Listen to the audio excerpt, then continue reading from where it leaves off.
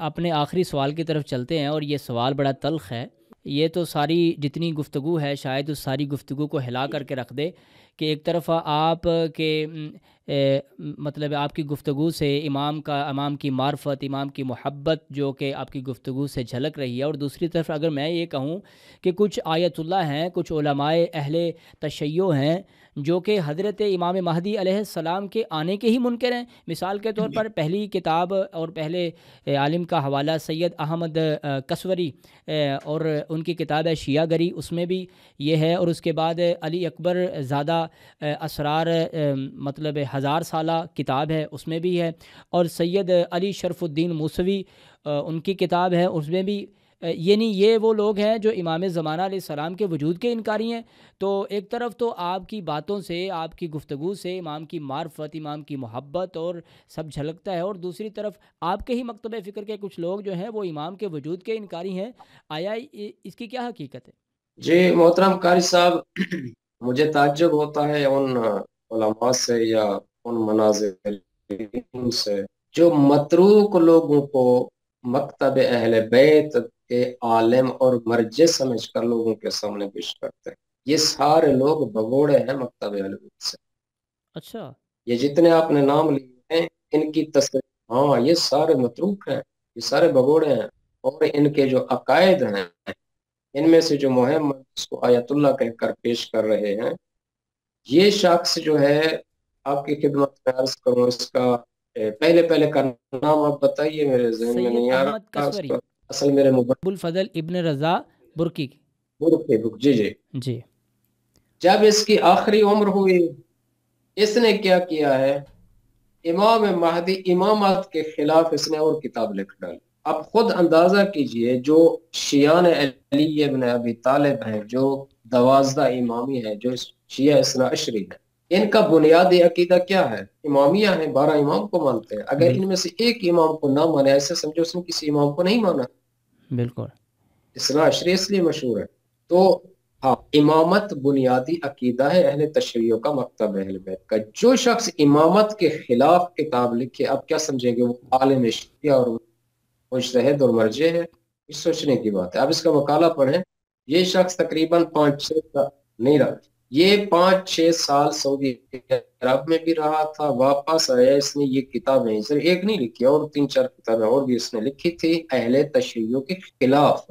وہ شیعہ، وہ مثلا محب اہل بیت، لکھے بھی ماننے والا ہو امام کو، اور یہ مرجع ہے۔ اور اس کو جو ہے ایران والوں نے بارہا سمجھایا ہے، لیکن ایک متروک شخص اور بگوڑا شخص ہے۔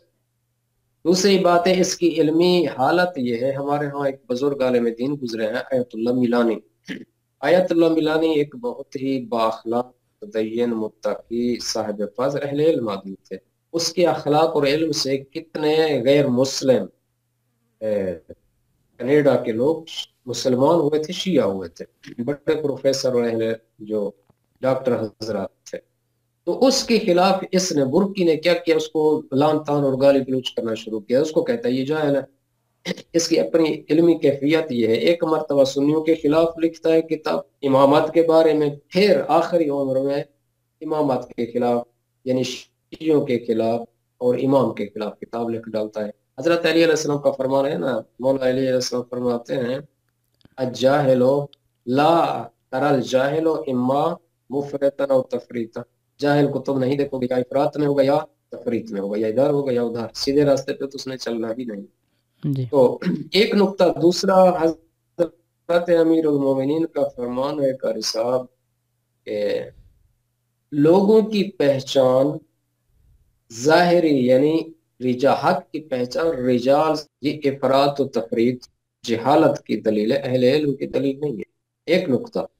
دوسرا نقطہ یہ ہے کہ اس شخص کے جو عقائد ہیں، میں نے مطالعہ کیا اس کے مقالے سے، اور اس کی ایک آڈیو بھی ہے میرے پاس۔ تو یہ شخص حضرت پیغمبر اکرم صلی اللہ علیہ وآلہ وسلم کے بارے میں یعنی ایسی باتیں کرتا ہے جیسے عام انسان ہو نا۔ بتیں کیا کہتا ہے؟ کہتے ہیں وہ محمد جس نے اپنی جان نہیں بچا سکیا، جو اس کو زہر دیا گیا، اپنی شہادت کو وہ نہیں کر سکا، تو تمہیں کیا فائدہ دے گا؟ یعنی اپنا وہ اپنے حق میں کچھ نہیں کر سکتا، وہ تمہیں فائدہ دے گا؟ یعنی جیسے الیاذ باللہ ایک شخصیت کی بے حیثیت کو ظاہر کرنا ہو، وہ اس طرح کے وہ عقائد رکھتا تھا، جس کی وجہ سے یہاں کے علماء نے ان کو بھگا دیا اور متروک کر دیا بھی تم لوگوں کے عقائد کو۔ نبی پاک وہ رحمت للعالمین سید الانبیاء، آپ کے پاس علم نہیں ہے، لیکن وہ بہت بڑی شخصیت، ذیل کے مالک، جہاں قرآن مجید نے اعلیٰ خلق عظیم پر فیض کیا ہے۔ اس کے علاوہ بھی تاریخ میں آپ کے پاس بہت سے ثبوت ہیں، وہ حجت خود رسول تھے۔ تو آپ یعنی خلاصہ یہ ہے قاری صاحب، جس کے نزدیک نبی کی کوئی اہمیت نہیں تو اس کے پاس امام زمانہ کی کیا اہمیت ہو سکتی ہے؟ ایسے آدمی کو کہیں یہ بہت بڑا عالم ہے، بچے ہے شیعوں کا، لہٰذا اس نے امام کے خلاف کتاب لکھ ڈالی، پس ان کے عقیدے میں ہی نہیں۔ تو حضرت امیر المومنین نے فرمایا الحق لا یعرف بالرجال، حق کی پہچان لوگوں کی ظاہری شکل و صورت سے نہیں ہوتی کہ کوئی ٹوپی پہنے، کوئی پگڑی پہنے، کوئی عبا پہنے، یا کوئی گاڑیوں پہ سوار ہو تو اس کے ساتھ پروٹوکول ہوتے ہیں بڑا عالم، نہیں۔ مولا فرماتے ہیں اگر آپ نے حق پہچانا، اعرف الحق کا، تم پہلے حق کو پہچانو، تعرف اہلہ، اہل حق آٹومیٹک پہچانے جائیں گے کہ یہ اہل حق ہے یا نہیں۔ تو یہ برقی کے بارے میں۔ باقی جو دوسرا ہے قاری صاحب، وہ کیا نام ہے اس کا، ہاں ہاں، سید احمد کسروی، جی یہ کسروی سید جی۔ احمد کسروی، علی اکبر حکمی زادہ، محمد حسن شریعت سے، جی جی، یہ تین چار شخصیتیں جو ہیں، موسیٰ الموسوی اور احمد الکاتب، اس کی تصویریں آج بھی ہیں نیٹ کے اوپر۔ احمد الکاتب ایک عراقی آدمی ہے، عراقی ہے، اور وہ ہے بھی منحرف، اصل کلو امام زمان کا وہ مخالف ہی ہے، یعنی اہل بیت کا امامت تو ہے مخالف۔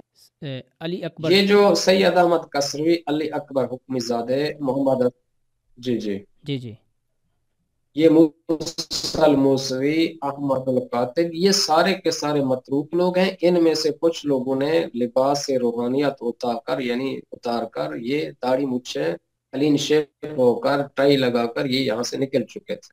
ان میں سے ایک شخص ملحد ہو چکا تھا، ڈاکٹر بھی تھا وہ۔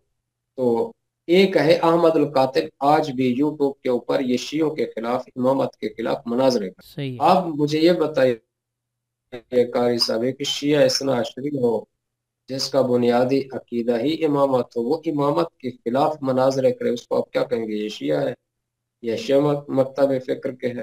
جو امامت کا مخالف ہے وہ شیعہ اثنا عشری اور مکتب اہل بیت کا نہیں ہو سکتا، ممکن ہے اس شکل میں ہو، لیکن اس کے کام جو فکر، اصل بنیادی چیز جو ہوتی ہے ہر چیز میں قاری صاحب، عقیدے کی ہوتی ہے، اصل چیز تو عقیدہ ہی ہے۔ جیسے عرض کیا ان میں سے ایک تو کلین شیخ ہے، ایک اور ہے جس کا نام ہے محمد حسن شریعت سنگلنجی، یہ ظاہر میں ابا کبا اور داڑھی کے ساتھ ہے، لیکن یہ وہ شخص ہے جس نے مفاتیح الجنان اور مختلف کتابوں کو جلایا تھا۔ اب مجھے یہ بتائیں، مفاتیح الجنان پتہ نہیں آپ نے دیکھی یا نہیں؟ مفاتیح الجنان میں 8-10 صورتیں، سورت رحمان، یاسین، مفاتیح باقی دعائیں ہیں اہل بیت، اس کو جلایا، اور دوسری جو کتابیں تھی ان کو اس نے جلایا تھا۔